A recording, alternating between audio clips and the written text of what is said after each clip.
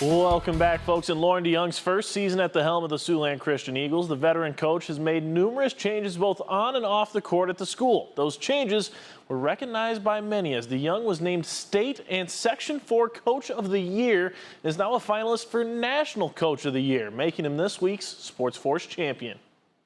Not only is he a great person, he's a great coach. He loves basketball, he loves kids. There's not a better person in the state that can win these awards than Coach DeYoung. I mean, his reputation carries himself forever. In the coaching world, he's A+.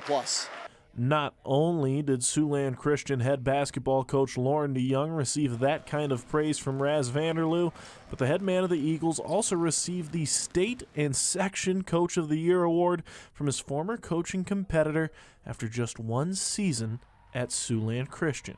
So to get like a national recognition from a guy like Raz it's pretty neat, and we've been competitors. We've coached against each other and have the utmost of respect. It's just really neat. The awards were presented to DeYoung during the summer basketball camp at Siouxland Christian, where Vanderloo and DeYoung were teaching the next generation of athletes here in Sioux City. Yeah, we got future Eagles, but there's Crusaders, there's Cardinals. We got kids from all over town here, and it's been really, really a lot of fun. DeYoung is now a finalist for the National Coach of the Year award, but the longtime coach also knows he's had plenty of help along the way.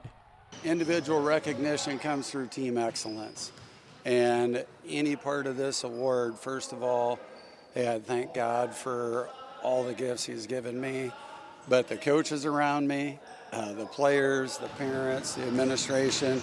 I've been working in two incredible schools, and I'm very grateful for that.